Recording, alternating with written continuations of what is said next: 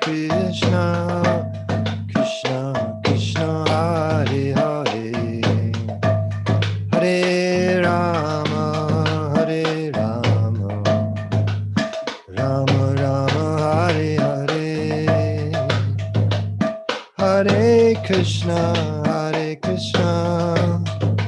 Krishna Krishna, Hare Hare, Hare Rama, Hare Rama, Rama Rama, Hare Hare,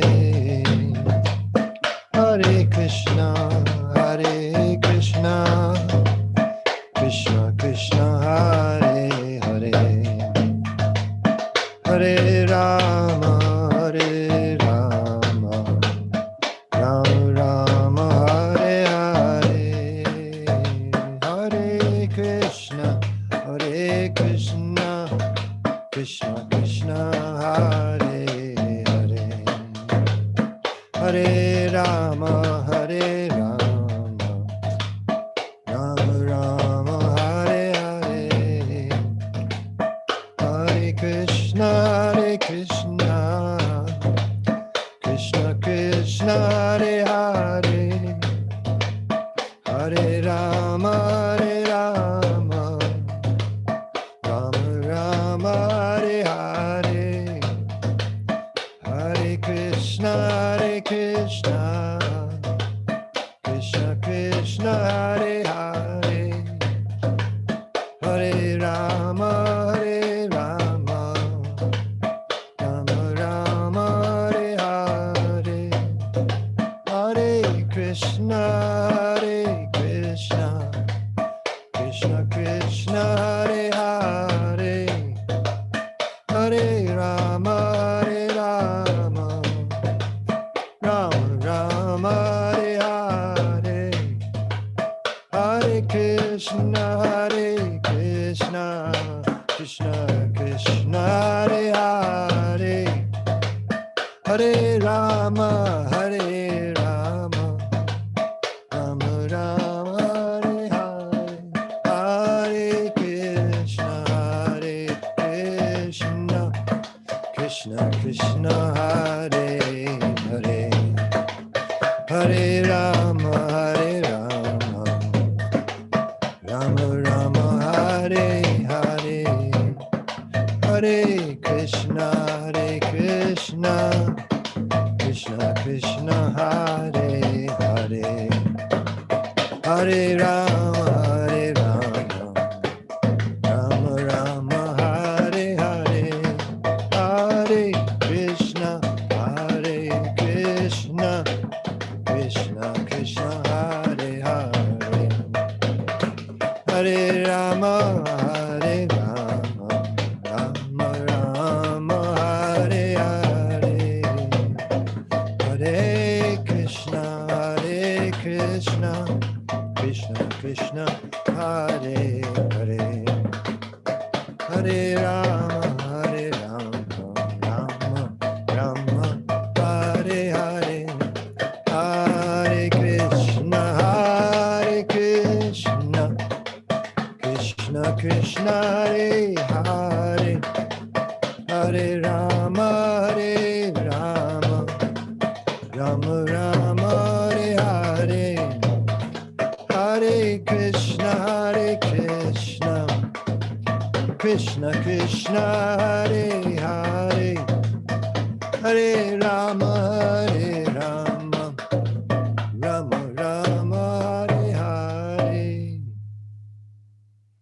Jai Om Shrivad Puramansa Pariprajaka Ashtotra Sutta Shri Srimad A.C. Bhaktivedanta Swami Maharaj Prabhupada Ki Jai, Ananta Koti Vaishnava Vrinda Ki Jai, Nama Charja Sri Haridas Thakur Ki Jai, Prem Se Kaho Shri Krishna Chaitanya Prabhu Nityananda Shri Advaita Gadadhar Shriva Sadi Gaur Bhakta Vrinda Ki Jai, Sri Sri Radha Krishna Gop Gopinath Sham Kun Radha Kunikidi Govardhan Ki Jai, Vrindavan Tham Ki Jai, Navadip Tham Ki Jai, Jagannath Puri Ki Jai, Ganga Mai Ki Jai, Jamana Mai Ki Jai, Tulsi Devi Ki Jai, Bhakti Devi Ki Jai, Samaveta Bhakta Vrinda Ki Jai. All glories to the assembled devotees. All glories to the assembled devotees. All glories to the assembled devotees. Gaur Premanande. Hari Hari Bo. Thank you very much, Maharaj. And thank you very much, Ekendra Prabhu, for a very sweet kirtan to help us kick off this week with a nice spiritual vibe. And thank you all dear devotees for joining so regularly and with so much enthusiasm. So this evening's verse will be 2-421, given by His Holiness Jayadvaita Swami Maharaj, broadcasting live from ISKCON of New Jersey. And as always, please feel free to participate in the discussion with your questions or comments. You may use the raise hand feature, or use the chat box, whatever works for you. And we look forward to interacting with you. Hare Krishna. Hare Krishna. Om Namo Bhagavate Vasudevaya. Om Namo Bhagavate Vasudevaya. Om Namo Bhagavate Vasudevaya. Namo Vishnupadaya Krishna Presthaya Bhutale. Srimate Bhakti Vedanta Swaminiti Namini. Namaste Saraswati Deve Gauravani Pracharane. Nirvishesha Shunyavadi Paschate Deshatamini. Shri Krishna Chaitanya Prabhu Nityananda Shri Advaita Gadadhar Shivasadi Gaur Bhaktivinoda. Hare Krishna, Krishna Krishna, Hare Hare. Hare Rama, Rama Rama, Hare Hare. Panchakol Patirubhyascha Kripa Sindho Pyevacha. Patitanam Pavanebhyo Vaishnavebhyo Namo. Srila Shukadev Goswami has been offering prayers to the Lord. He was asked by Parikshit Maharaj to explain the process of creation.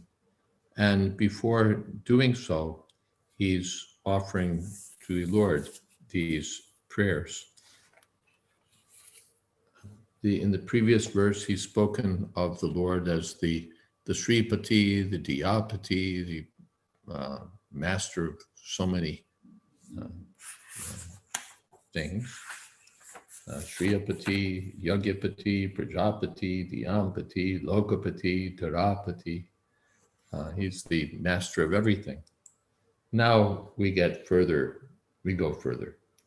Yad Angriyabhi Jnana Samadhi Dotaya Tiyanu Pashanti Hitatvam Atmana Vadanti Chaitat Kaviyo Yatarucham Same Mukundo Bhagavan Prasidata. Here, the Sukadev Goswami, two topics come to our attention. One is that Sukadev Goswami is dealing with how we get knowledge, how we get understanding. What is our method? What is our approach to understanding Atma Tattva, the truth of the self? And there are different methods. What is the result of those different methods? What will we get by following the different means of approach? To Mukunda. Mukunda means the giver of liberation. It's the personality of Godhead, Bhagavan. So may Bhagavan Mukunda be pleased with me. Yad Angri, whose lotus feet, Abhidhyana Samadhi Dhoteya, Dhyana Pashanti, by thinking of his lotus feet, Abhidhyana,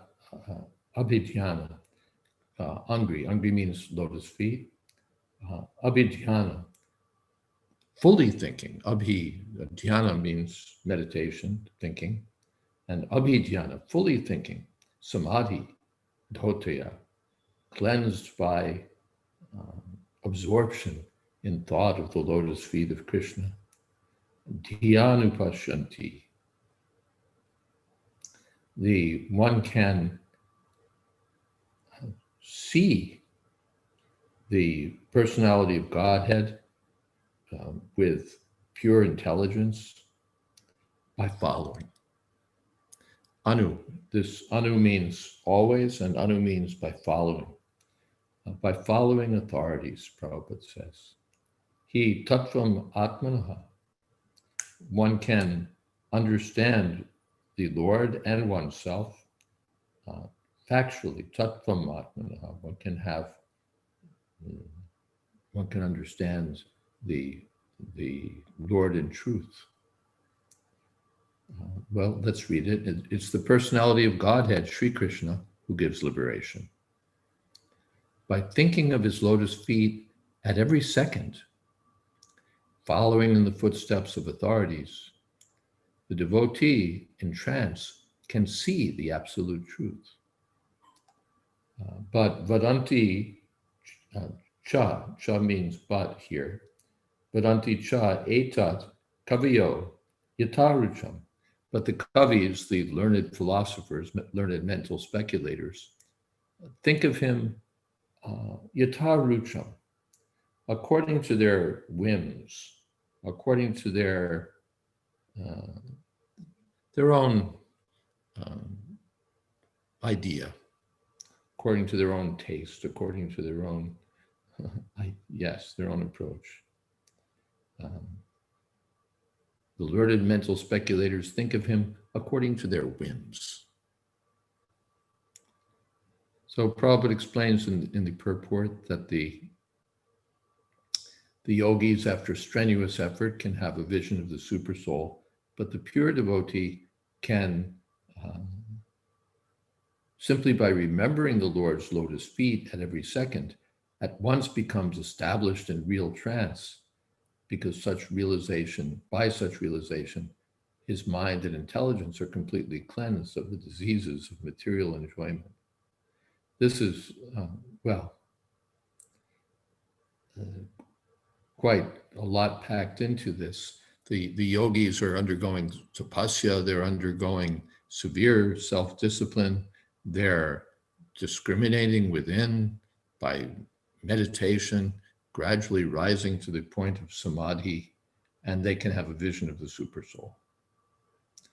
But the pure devotee, just by remembering the lotus feet of the Lord constantly, becomes established in real trance, because his mind and intelligence are completely cleansed of the diseases of material enjoyment.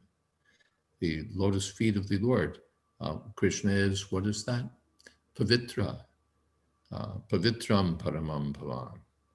So he's the supreme pure, and he purifies the mind and intelligence of those who meditate on him. The pure devotee thinks himself fallen into the ocean of birth and death, and incessantly prays to the Lord to lift him up. Ai nandatunuja kinkaram patitam mam vishame pavam buddha kripaya tavapada pankaja stitituli sadrisham vichintaya. He only aspires to become a speck of transcendental dust at the lotus feet of the Lord. The yogis may have some other aspirations, but the devotee from the very beginning, his objective is, please engage me in your service. Please engage me in your service. Please engage me in your service. The pure devotee, by the grace of the Lord, absolutely loses all attraction for material enjoyment. And to keep free from contamination, he always thinks of the lotus feet of the Lord. So there's a point also, that by Krishna consciousness, one becomes free from contamination, but then one has to maintain that freedom. It's not a one shot that, yes, I practiced Krishna consciousness, I became free from material desires, and now I can do what I like. But one has to always go on thinking of Krishna's lotus feet, depending on Krishna. There's a story I heard when Srila Prabhupada was in Los Angeles in the early days of Watsek Avenue world headquarters had been set up. And the Jayashree had made that nice coat for Srila Prabhupada with the peacock feather tassels, and someone had made for Srila Prabhupada a gold lame bead bag. So many things were coming. So Srila Prabhupada was sitting in his room, and he said that now we are getting so many things. So I'm just praying to Krishna that I may not fall down. I'm just praying to Krishna that I may not fall down.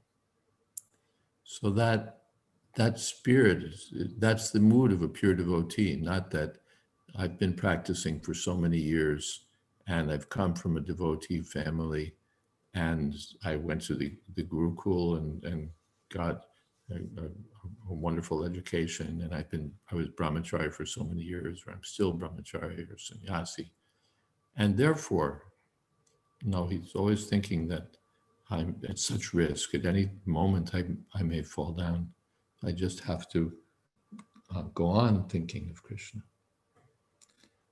King Kulashekar, a great devotee of the Lord, prayed, Krishna Tvadiya Padapankaja, Padapankaja Panjarantam, Adyaiva me Vishuddhumana Saraja Hansa, Prana Prayana Samaye Kapa Vata Pittai, Kantabarodhana Vito, Smaranam Kutaste. My Lord Krishna, I pray that the swan of my mind may immediately sink down to the stems of the lotus feet of your lordship and be locked in their network. Otherwise, at the time of my final breath, when my throat is choked up with cough, how will it be possible to think of you?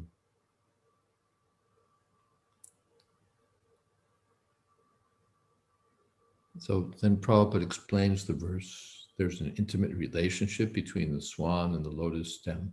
We've heard this many times, how the swans like to play with the lotus stems. Without becoming a swan or paramhansa, one cannot enter into the network of the lotus feet of the Lord. As stated in the Brahma Samhita, the mental speculators, even by dint of learned scholarship, cannot even dream of the absolute truth by speculating over it for eternity. It's wonderful to see the different ways Srila Prabhupada paraphrases these verses. The mental speculators can't even dream of the absolute truth by speculating over it for eternity. The Lord reserves the right of not being exposed to such mental speculators. Naham prakasha sarvasya yogamaya samavrita. And because they cannot enter into the let's not skip a page, you don't have to, into the network stem of the lotus feet of the Lord, all mental speculators differ in consciousness.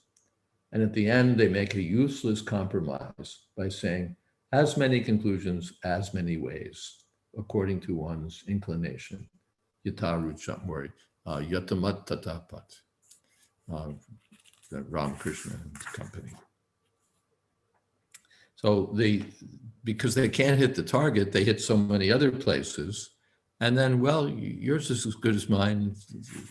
Yes, whatever way, whatever path, a useless compromise. So many ways, so many conclusions. Because what is that?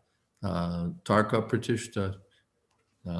By their logic, they never get to the lotus feet. That's quoted in the purport later on, that same verse. Mahajana Yanakatas.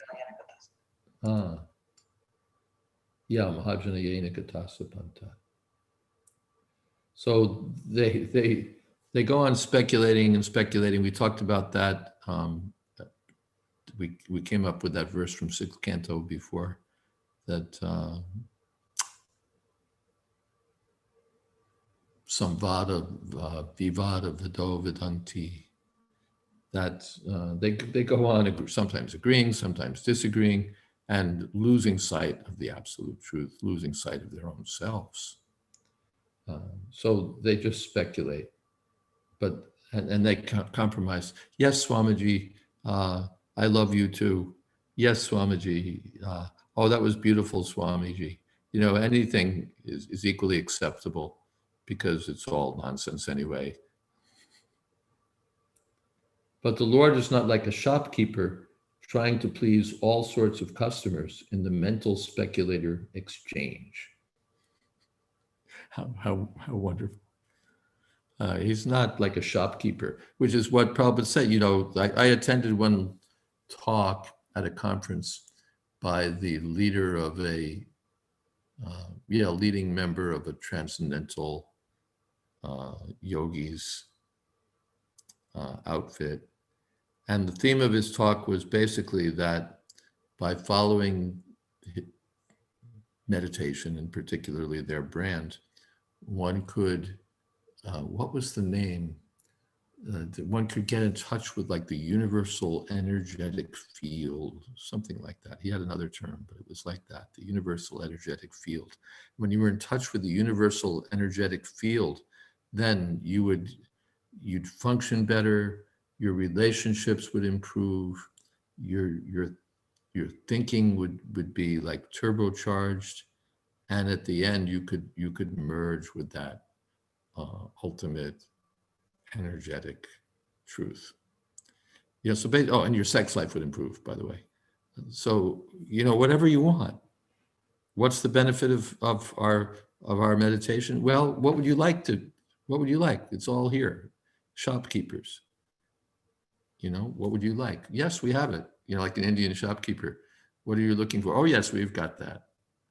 Maybe he sends down the street for it, but he's got it, you know. So whatever you want, it's all in stock.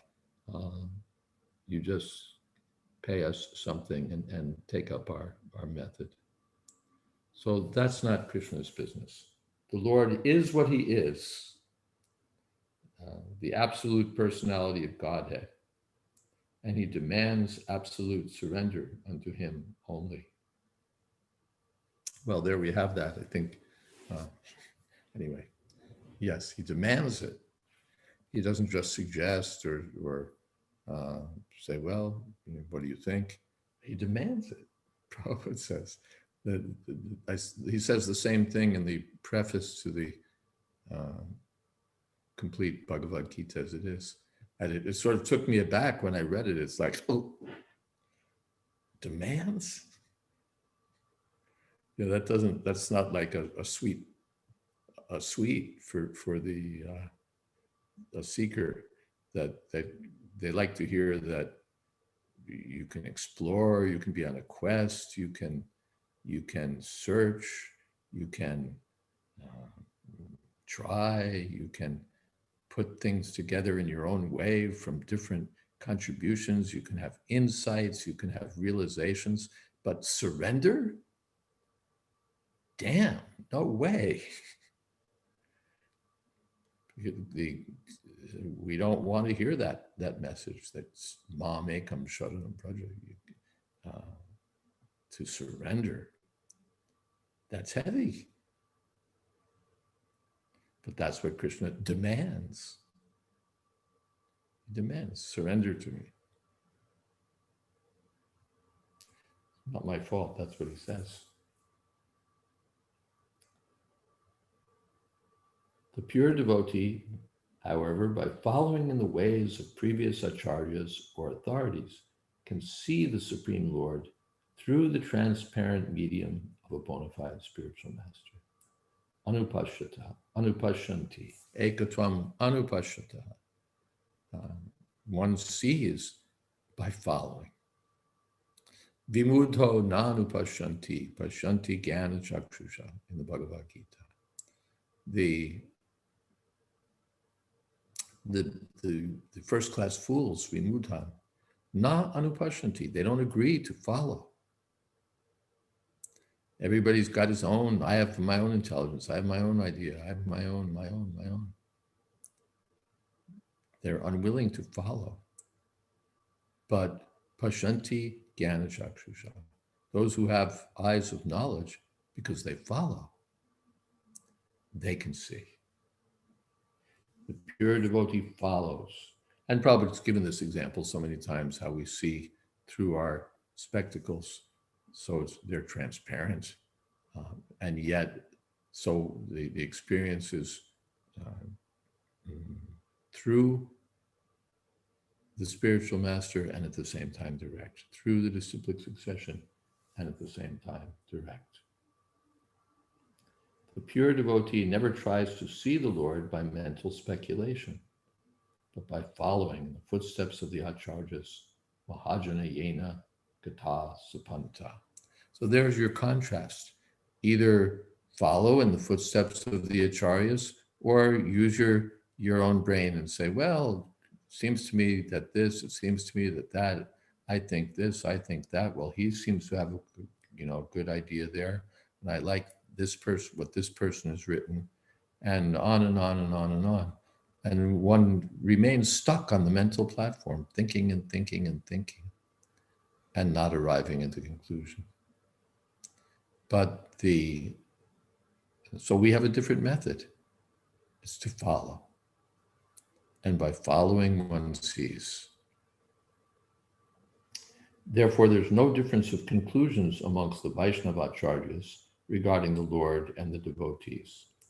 Lord Chaitanya asserts that the living entity, Jiva, is eternally the servitor of the Lord and simultaneously one and different from the Lord. This tattva truth of Lord Chaitanya's is shared by all four sampradayas of the Vaishnava school, all accepting eternal servitude to the Lord, even after salvation. And there's no authorized Vaishnavacharya who may think of himself and the Lord as one. So everyone agrees on this point, that we're eternal servants of the personality of Godhead and eternally individual. All the Vaishnavas agree on that conclusion.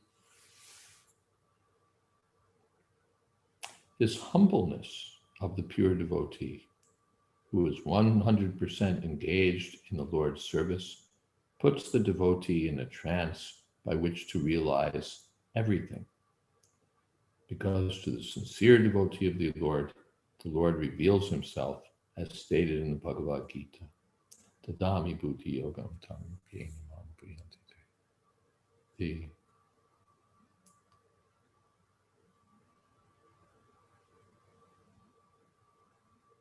The beginning is humility. We were hearing, I guess it was Rabindra Swarup Prabhu's class. Yes, Rabindra Swarup Prabhu's class was talking about these items of knowledge mentioned in the Bhagavad Gita in the 13th chapter. And the beginning is amanitva, humility. Without humility, we're not going to get anywhere. The puffed up scholar with his degrees and his positions and his publications and his accomplishments and his memberships in various learned societies is not going to understand anything. And the simple devotee who's surrendered to the Lord can understand everything because he can understand Krishna. What is that? Sevan mukhahi jivados svayameva spratyadaha. Atasri Krishna namadi na bhavet grayamindriya. By the senses and mind, we can't understand Krishna, can't understand his holy name, can't really understand anything. But by service, one can understand. The Lord, being the Lord of intelligence, Diyampati, in everyone, even in the non-devotees, favors his devotee with proper intelligence so that automatically the pure devotee is enlightened with the factual truth about the Lord and his different energies. It's not exactly an intellectual process. It's a process of mercy. One tries to understand Krishna with intelligence, but one knows that nothing is possible without Krishna's mercy. The Lord is revealed not by one's speculative power or by one's verbal jugglery over the absolute truth. Rather, he reveals himself to a devotee when he's fully satisfied by the devotee's service attitude.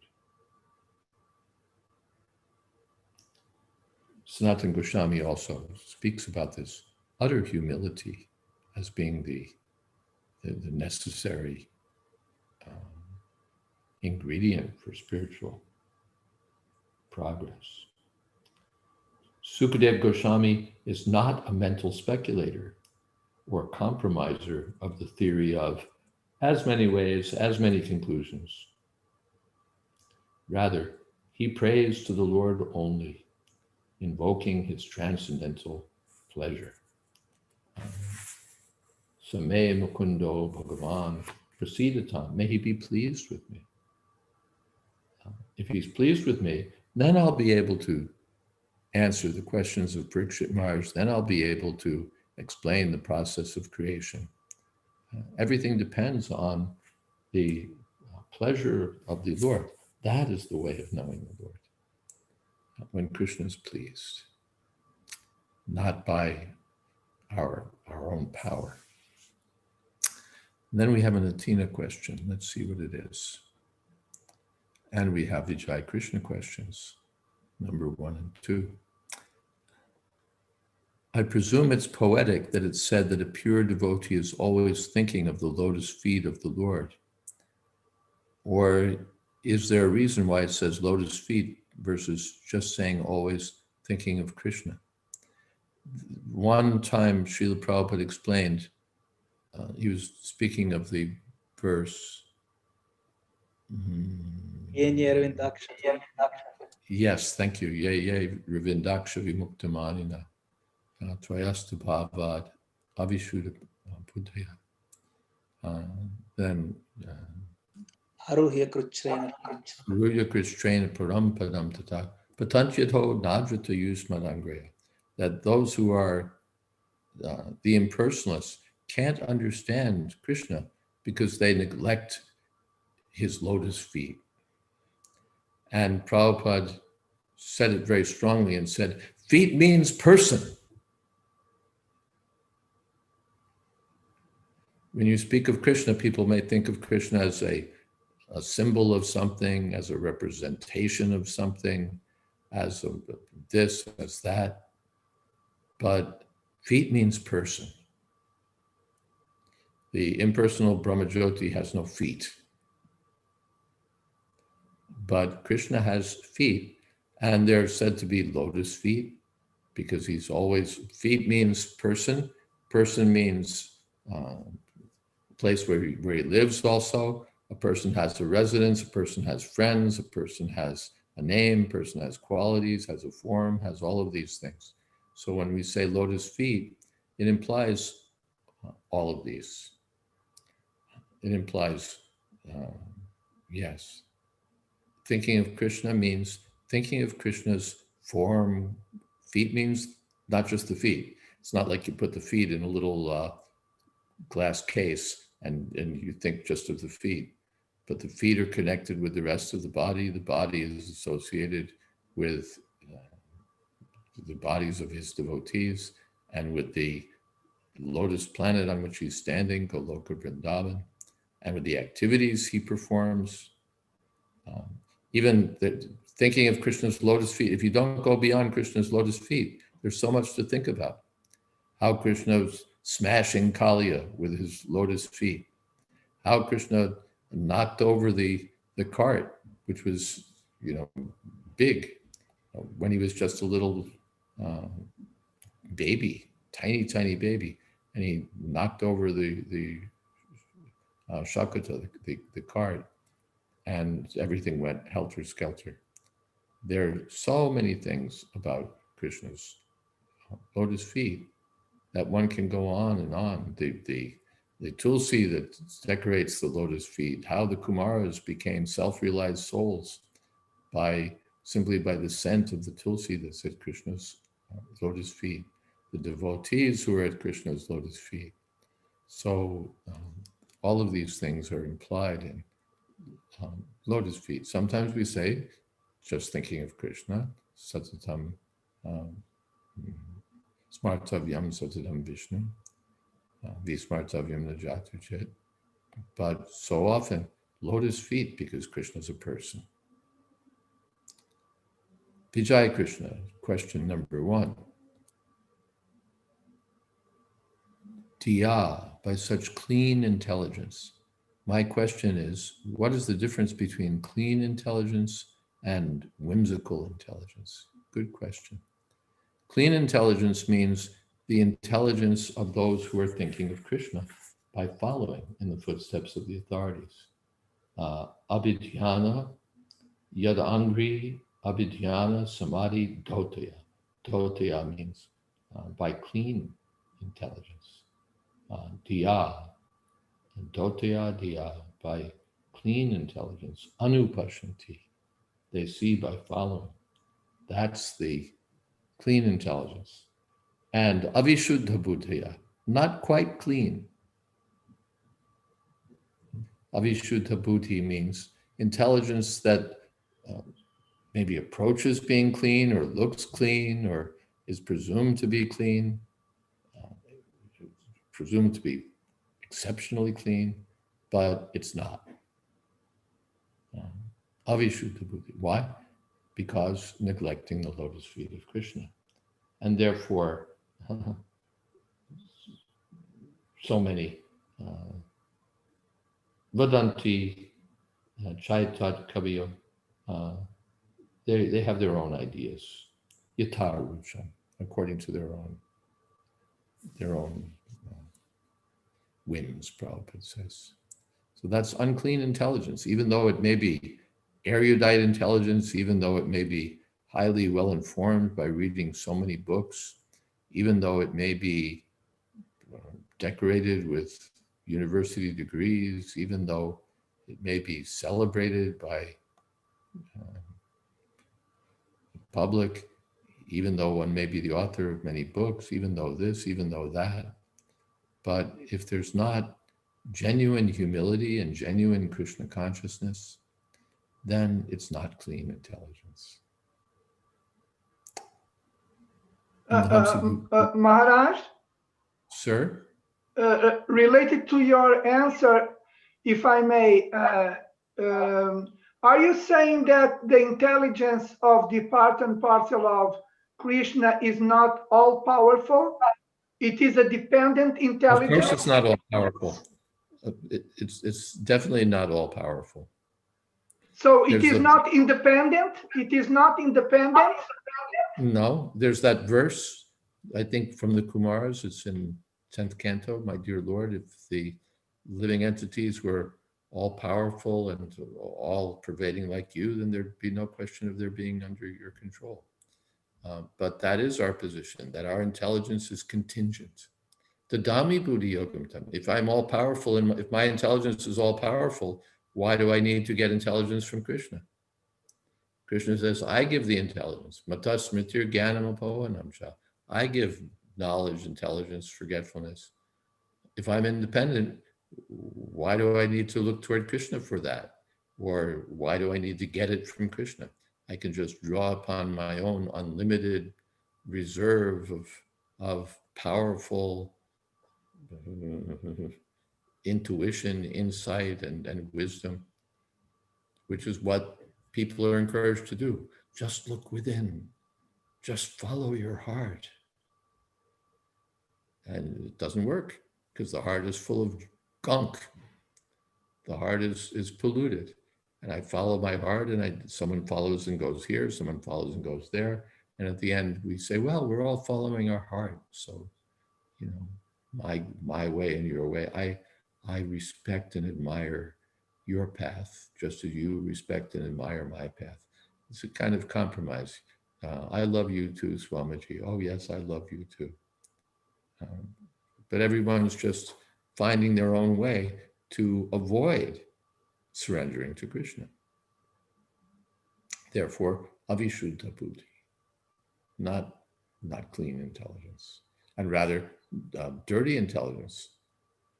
If I'm all powerful and all great in my intelligence, why the devil am I being kicked around but like a dog in the material world? If I'm the possessor of unlimited wisdom, insight, intelligence, brilliance, blah, blah, blah, unlimited potential? Why is nature beating me like a dog?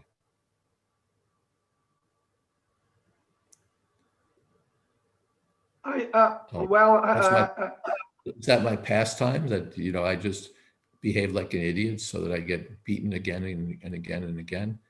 I'm really all knowing and all wise. I just like getting beaten, getting the stuffing beaten out of me by Maya. Is that what we suppose? No, of course not, Maharaj. Thank you very much. Thank you. Okay, so now Samarpana. Okay, he gave us that valuable verse.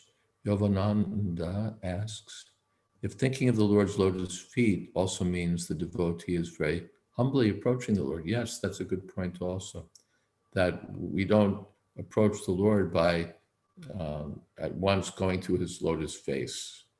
We start with the feet. That's humble.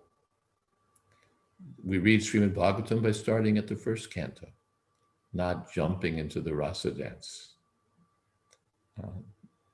Not jumping to the rasa dance as if we were so highly qualified. Even Parikshit Maharaj, who is so highly qualified, begins at the first canto, the second canto, third canto. So we have to go in that way. Yes, that's humility. Thank you very much.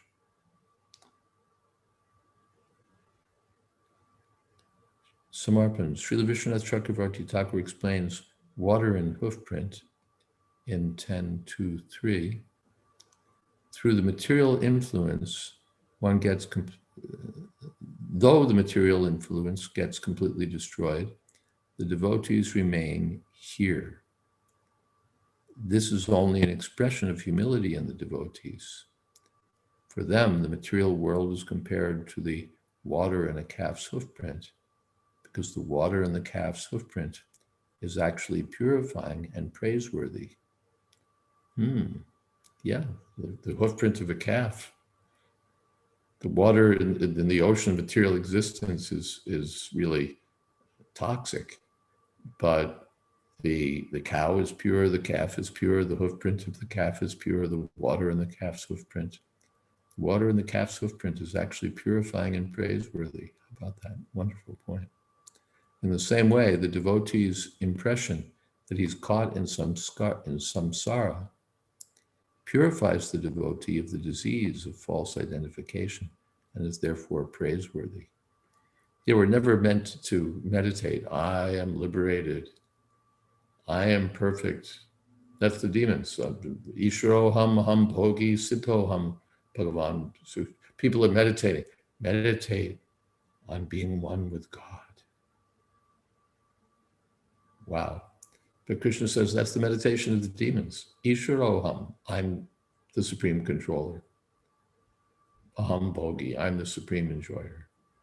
Siddhoham, I'm perfect. Balavan, I'm full of power, unlimited potential to unleash.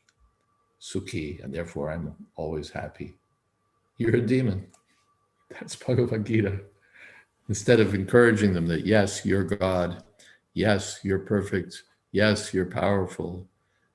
Yes, you're full of unlimited everything.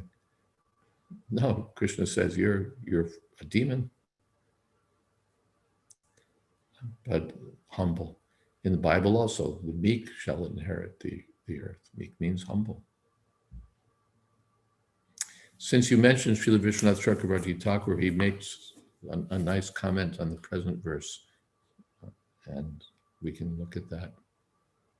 Sukadeva Goswami is saying, may Krishna give me knowledge. Those purified by samadhi at the Lord's feet see the true form of Paramatma. But, other learned people speak of him according to their taste, by the power of their learning. Some say he's Paramatma. Others will speak of him as having form, having no form, the jiva who's small and all-pervading jiva. Others will speak of the universe as false, though it appears true and eternal. They speak according to their intelligence, but their intelligence has not been purified. Therefore, they do not see the truth about the Atma. Any other questions here? Can you hear me, Maharaj? Yes? Oh, okay. This Who is are you? Mukunda Charnadas. Oh, okay. Hare Krishna. This regarding Krishna's lotus feet, I've been wondering this for a while, and it still isn't clear to me, and it may reveal some speculation on my part. But in one place, when we were reading about the markings on either Krishna's lotus feet or Srimati Radharani's lotus feet, it was mentioning that these markings are auspicious. And if I remember correctly, it was saying that anyone who has one or some of these markings is a very great personality. And then it went on to discuss the markings. But then I was wondering, and I've wondered this for a while, when I look at like these drawings or these images of their feet and the markings on them, if I should understand these to be literally markings, or at one point I was speculating that just like, I might have like the sign of Saturn on my palm, and that's auspicious. But with Krishna's feet, or Srimati Radharani's feet, or other, are they literally like almost like contours or like 2D drawings of these symbols? How should I understand that?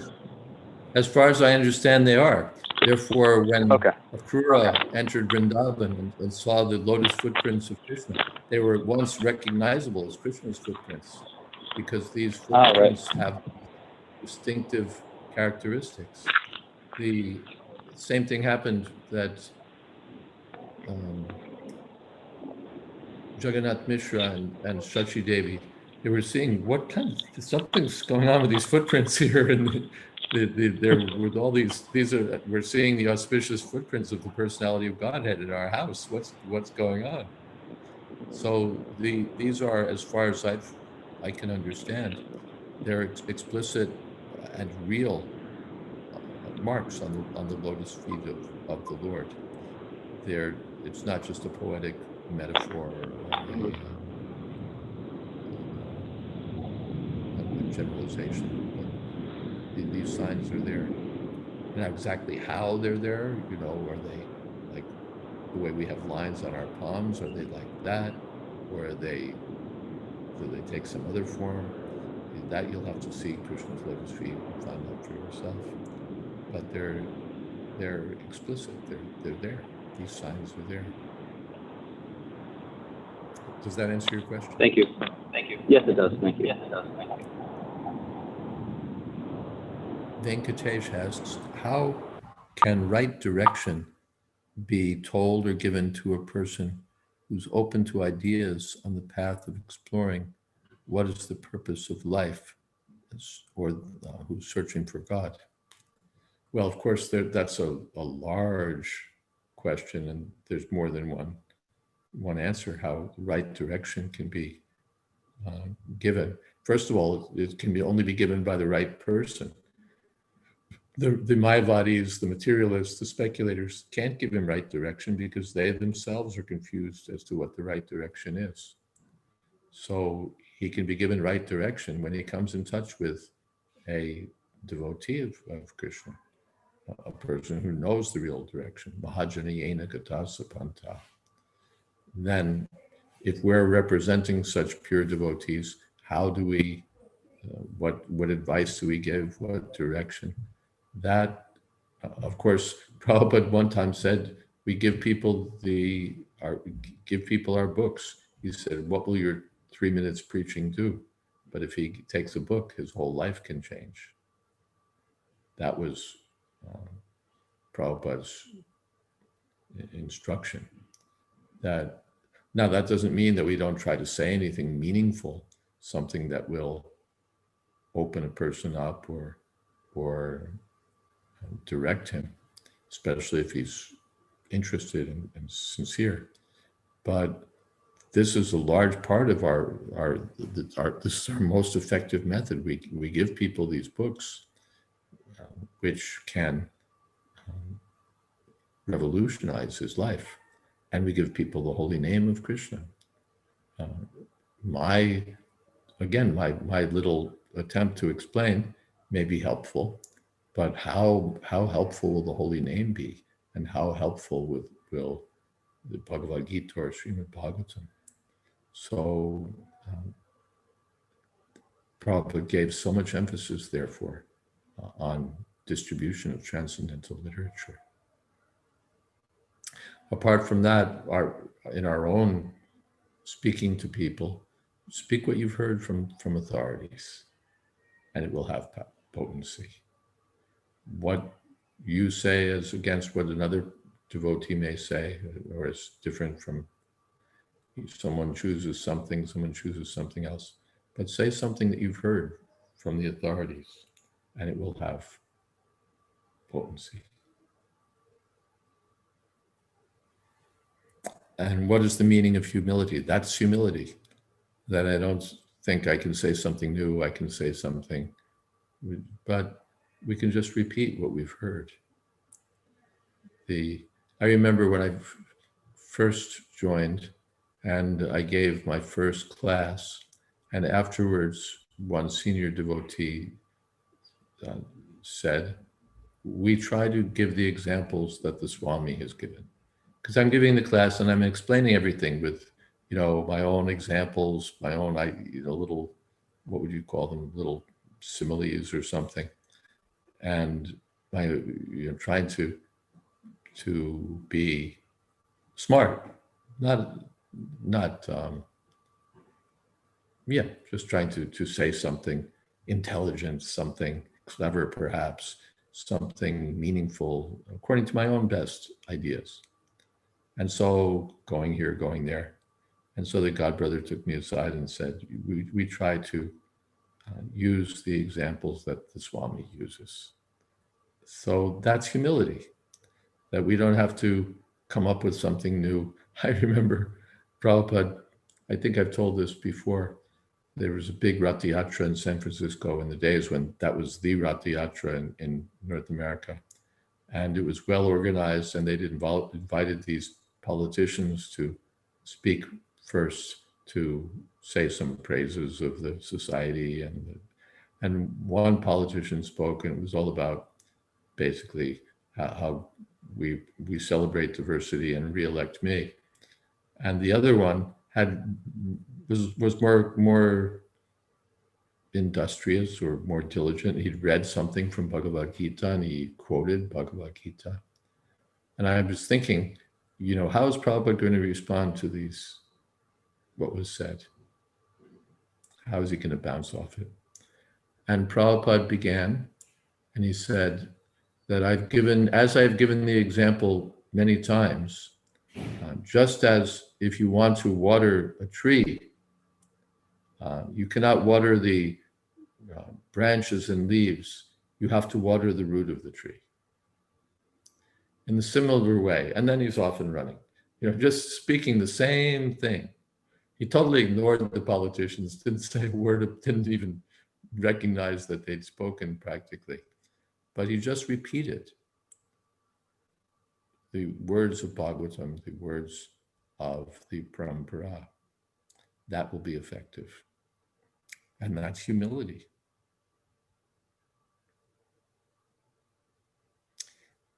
Venkatesh says, Srila Prabhupada's books and repeating points from authority. Yes. Any other questions here? Maharaj? Sir? I have my blue raised, if I may. Maharaj, it is related to the synonym Anupashyanti. Does see by following authorities. Mm-hmm. So, Maharaj, I was not born blind. I can see. But if for me to really see, I do need a spiritual master. My question is, what is the difference between the spiritual master seeing and my seeing?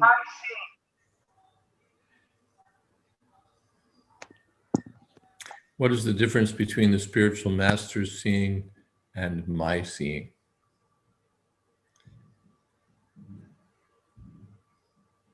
If you follow the spiritual master, you'll see what he's seeing. Just as you look through your glasses and you see. Because Krishna, the Prabhupada says, he is what he is. Even in the Bible, I am what I am. Krishna is what he is. So it's not that the spiritual master sees one thing, somebody else sees something else. It's not just according to our sentiment or according to our mind. Krishna is a real person. The Goloka Vrindavan is a real place. His associates are real people. And you can see them also. By following those who see, you can see.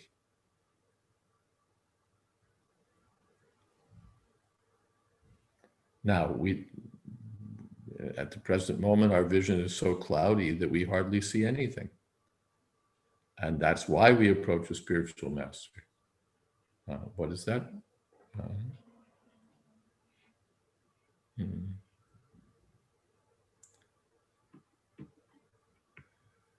Shabde pare janishnatam brahmani samupamashraya. He's advanced in seeing because he's expert, he's heard Shrotriyam from the revealed scriptures and Brahmanishtam. He has full faith in Krishna. So by following, we can also see. But if we think we can see independently by our own qualification, then we're lost. What is that? Yasya prasada, Bhagavat prasada. By the mercy of the spiritual master, you get Krishna's mercy, then you can see. Janati tattvam. Then you can see. And yasya prasada, nagatir katopi. Without his mercy, you're nowhere.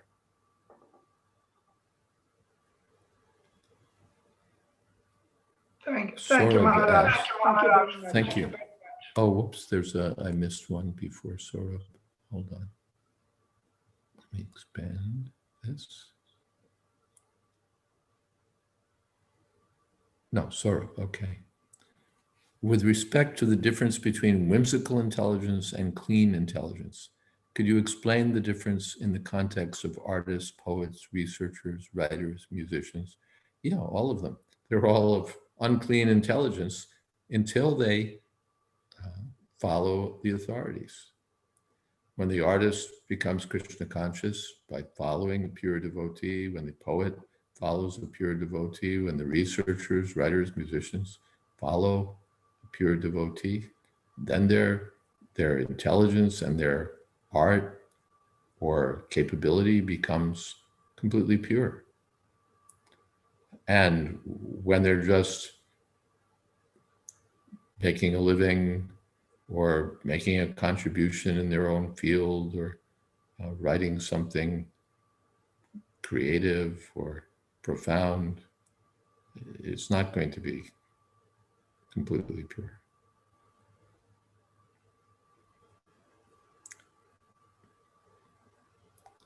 Can we use similes, analogies, and examples which are relevant to the current audience while trying to explain Swami's examples, similes, and analogies, while explicitly stating it to the audience?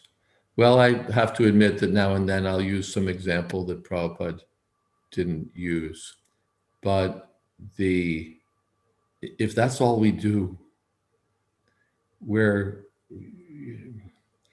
missing out, really.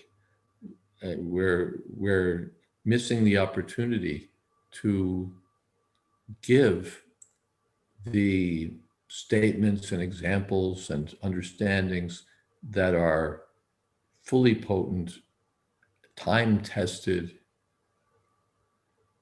that have the special potency of having been spoken by our spiritual master, his spiritual master, his spiritual master, his spiritual master.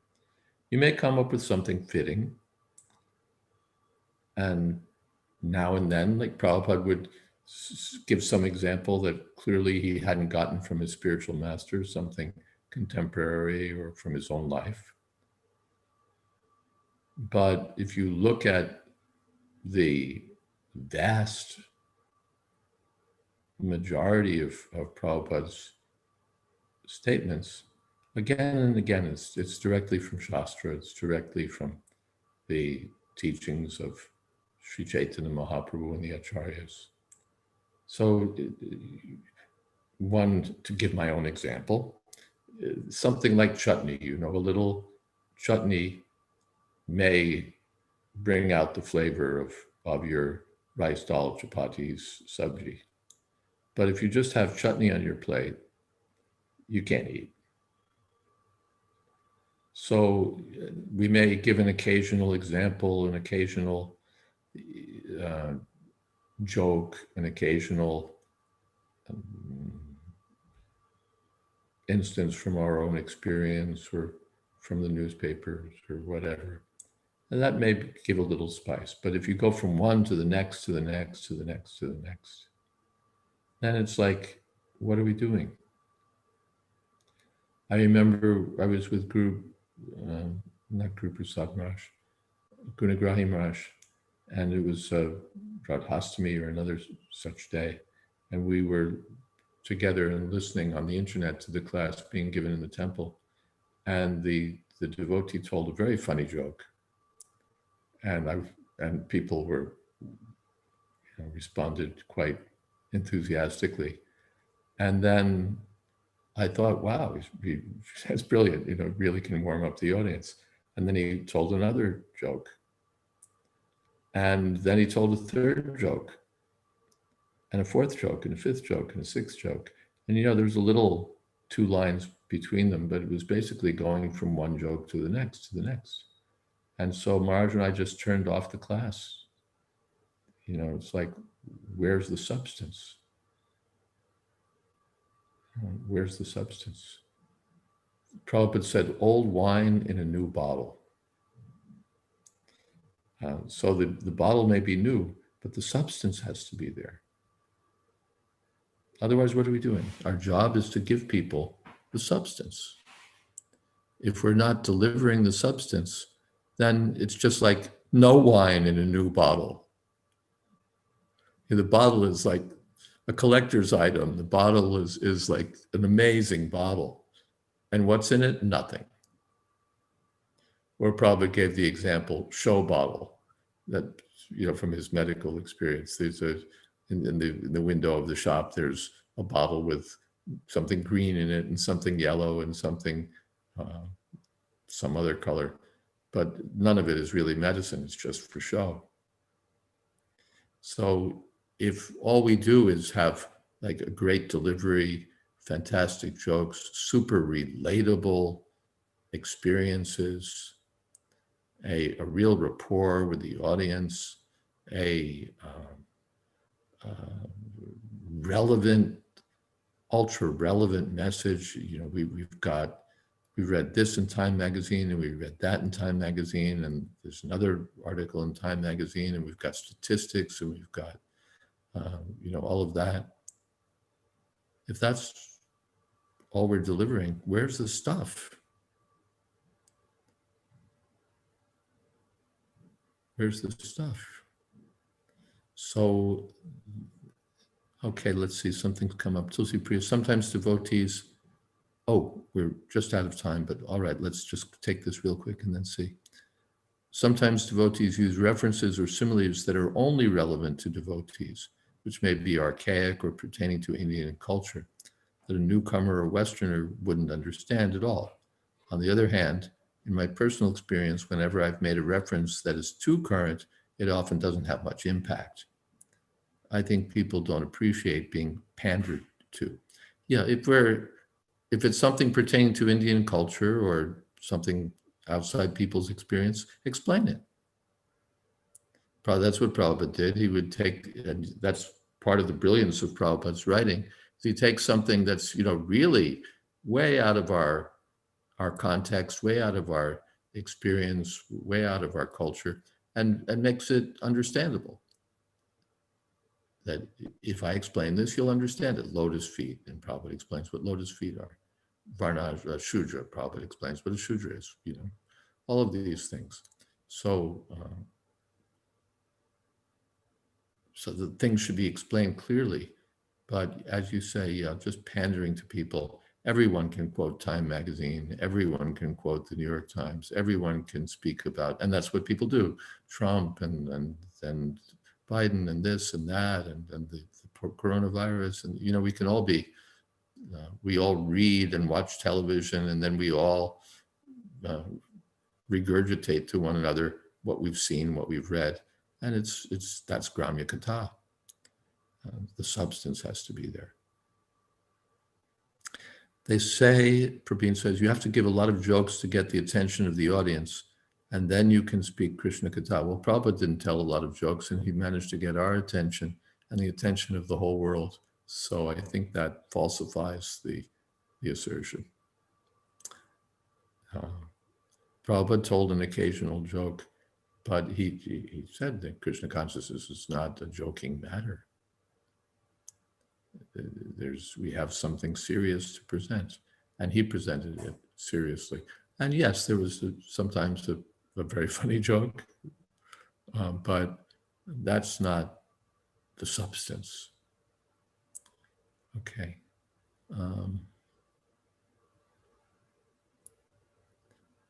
Thank you to Godfrey. Okay, I think we should stop now. We are 5 minutes over time. And just in advance of, so I don't interrupt your announcements, Manan Gopal, on my Thursday class, we'll be starting a mini series, maybe a couple classes. The subject is, what are the 4 rules? That's our subject matter in the coming classes on Thursday. Okay, over to you. Okay, thank you very much, Maharaj.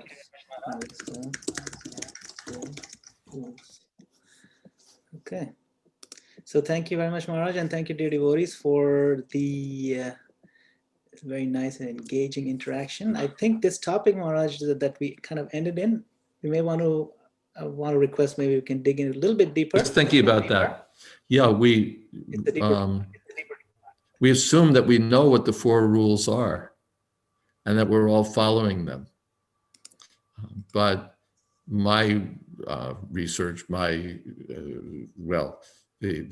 what's come to my attention from hearing is that there's considerable ambiguity and confusion about what these 4 rules are. So we all agree to them, but do we all agree on what we're agreeing to? So that's what we'll be discussing. Yes, and there's what also, are the 4 rules? There's also layers. And that was Prabhupada's question at initiation. So what are the 4 rules? So what are they? Let's get down to it. Yes, and there's also interpretations and layers of unnecessary nuance, because there's tendency to relativize. Well, yeah, at least it's not as bad as this breaking, or So there's all kinds of discussion that go around with this, because we relativize things in an effort to justify. But yes, so what are the 4 rules? That is our Ishtagoshti interactive discussion on Thursday, 7 p.m. on the Zoom channel here. And also, Maharaj, I want to request, maybe we can discuss this the next time. It's a continuation of this last thing of telling jokes and making a presentation that's not Krishna conscious, and it becomes very popular. I mean, I could be telling all kinds of jokes and be very good at it, and then mix in some canned mundane wisdom. And I'm wearing tilak and I'm wearing regular ISKCON clothes. I'm representing ISKCON, but there's no mention of Krishna. It's just canned wisdom, which we apply to our so-called relationships in our world, and then interspersed with jokes, and I become an internet sensation. So what's the value of that? Is it really valuable now that I have 2 million followers? And that sort of thing. We can have that discussion. There may be some strategy, but let's have that discussion. Yes, thank you. And you can raise it next time. We can. Yeah. Okay, and of course, please make a note, if you're not aware, Maharaj has his own website, jswami.info. All kinds of wonderful topics are discussed here, and the link to the Ishta Goshti coming up is also under the under the Vanaprastha Adventure link, so that's over there. Please make a note of that. And on Saturdays, we've been having the Pathways to Perfection series from the Bhakti Center. So this is Saturdays, 9 a.m. Eastern Time, 9 a.m. to 10:30 a.m. The next one is Dasyam. Archana Siddhi Devi Dasi Mataji will be offering that. So please be sure to join. Just 3 more sessions on this series. And this week, we have another wonderful lineup, as always. Mondays, Wednesdays, Fridays, we have the second Canto Srimad Bhagavatam with Jayadvaita Maharaj. Tomorrow we have Kosha Rupa Devi Dasi, and she has a nice topic on the importance of friendships in Krishna consciousness.